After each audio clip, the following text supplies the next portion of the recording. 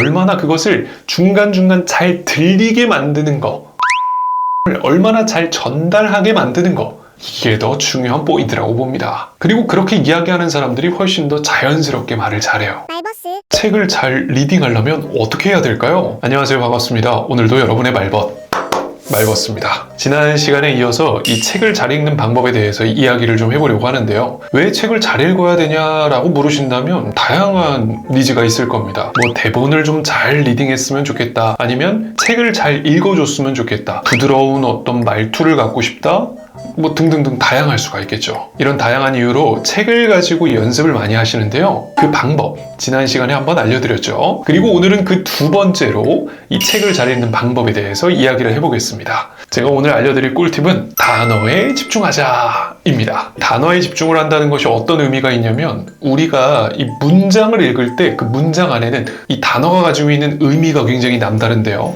이 문장을 보더라도 그 문장을 이루는 것은 결국 단어입니다. 그리고 그 단어가 잘 들렸을 때 문장을 잘 해석할 수가 있죠. 뿐만이 아닙니다. 단어들이 잘 강조가 되면 이 강조됨에 따라서 자연스럽게 리듬이 만들어지면서 훨씬 더 부드러운 말투를 구사할 수 있게 됩니다. 물론 여기에서 이제 부드럽다의 어떤 정의가 좀 달라질 수가 있는데요. 제가 말하고 싶은 부드러움은 말하기를 몸이 건조하게 이야기하는 것이 아니라 조금 더 곡선의 형태로 만들어보자 라는 부드러움을 이야기하고 싶어요. 그렇게 되면 훨씬 더 말하기가 임팩트가 생기겠죠. 제가 오늘 한 말씀만 드리겠습니다. 제가 오늘 재밌는 일이 있었는데요. 무슨 일이었냐면, 이런 식으로 톤이 일정하게만 이야기하는 사람 지루합니다.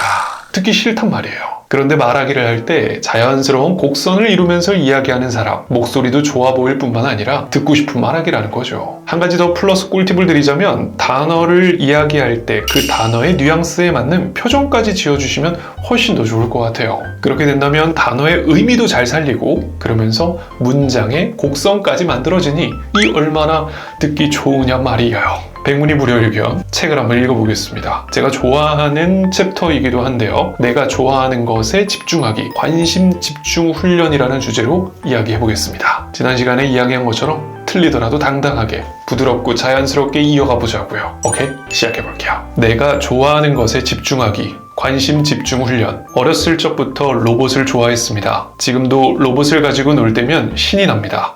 우리는 좋아하는 것을 할 때 신이 나고 열정이 샘솟습니다. 또 좋아하는 것을 성취하기 위해 더 열심히 노력합니다. 호랑이를 무서워하는 사람은 호랑이를 잡을 수 없습니다. 꼭 잡아야 한다면 어떻게 해야 할까요? 호랑이 굴에 들어가도 정신만 바짝 차리면 산다는 속담처럼 정신만 바짝 차리면 될까요? 아닙니다. 먼저 호랑이를 이해해야 합니다. 호랑이를 관찰함으로써 어떤 특성을 가지고 있는 존재인지 파악한 후 전략을 세워야겠죠. 지피지기면 백전백승이니까요. 또 그렇게 노력하다 보면 싫어하던 호랑이가 좋아질지도 모르는 일이죠. 싫어하는 것을 좋아하게 만들 수 있는 방법은 관심을 갖는 것입니다. 우리는 지금껏 한 번도 말하기에 큰 관심을 가진 적이 없습니다. 문제가 있다고만 생각했지, 말을 잘하는 사람들에게 관심을 갖거나 그들의 장점을 따라하는 등 말하기 실력을 개선하기 위해 노력한 적이 없습니다. 어떻게 관심을 가질 수 있을까요? 관찰과 모방을 추천합니다. 먼저 관찰하고 싶은 주제와 대상을 선택합니다. 내가 극복하고 싶은 점, 변화되고 싶은 점을 먼저 정리해 봅시다. 그리고 롤모델을 찾읍시다. 저는 목소리를 멋지게 변화시키고 싶었습니다. 그래서 목소리가 멋진 성우분들의 목소리를 무작정 반복해서 듣기 시작했고, 비슷하게 흉내냈습니다. 더 구체적으로 배워보고 싶다는 생각에 성우 학원도 다녔습니다. 그때 성우 선생님께서 해주셨던 말이 잊히지 않습니다. 말을 잘하려면 잘 들어야 해. 말을 안 듣는데 말을 잘할 수는 없겠지? 목소리도 마찬가지야. 목소리가 좋아지려면 목소리를 많이 들어야 해. 다음으로 보고 듣고 따라하며 모방해 봅시다. 이후 더 많은 사람의 목소리에 귀 기울이기 시작했습니다. 그저 듣기만 하는 게 아니라 눈썹의 움직임, 입술의 모양, 표정의 변화까지 파악했습니다. 그리고 비슷하게 흉내도 내고 녹음도 하며 적극적으로 따라했습니다.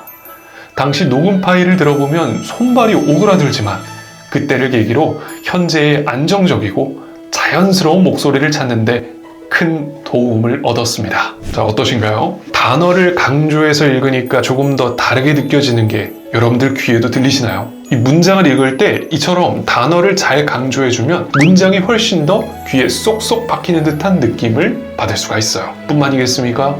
단어가 강조되면서 느낌도 더 삽니다. 내가 전달하고 싶은 힘, 내가 전달하고 싶은 메시지, 내가 전달하고 싶은 감정마저도 더욱더 강조해서 전달할 수 있다는 거죠. 또 뿐만이겠습니까? 이 단어를 잘 강조하면서 훨씬 더 발음이 좋아 보이는 효과까지 얻을 수가 있다는 거. 어마어마하지 않습니까?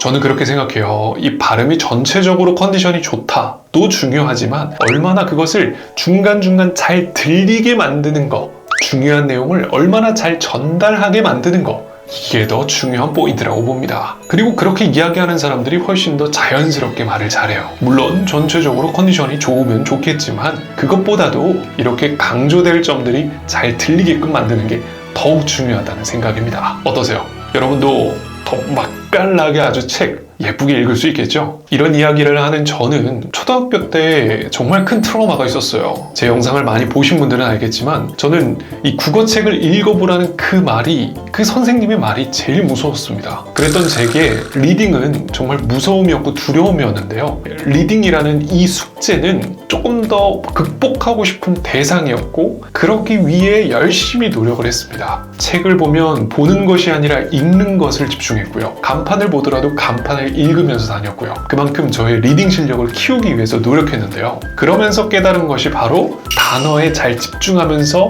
리딩하는 것이 훨씬 더 말을 하는 사람도 듣는 사람에게도 도움이 된다는 사실을 알게 됐습니다. 아주 작은 꿀팁이지만 이 꿀팁을 통해서 여러분도 멋지게 리딩하실 모습 저도 기대하도록 하겠습니다. 오늘 영상도 끝까지 시청해 주셔서 너무 감사드리고요. 저는 지금까지 여러분의 말벗 말벗스였습니다. 맛깔나게 책 읽으세요. 감사합니다.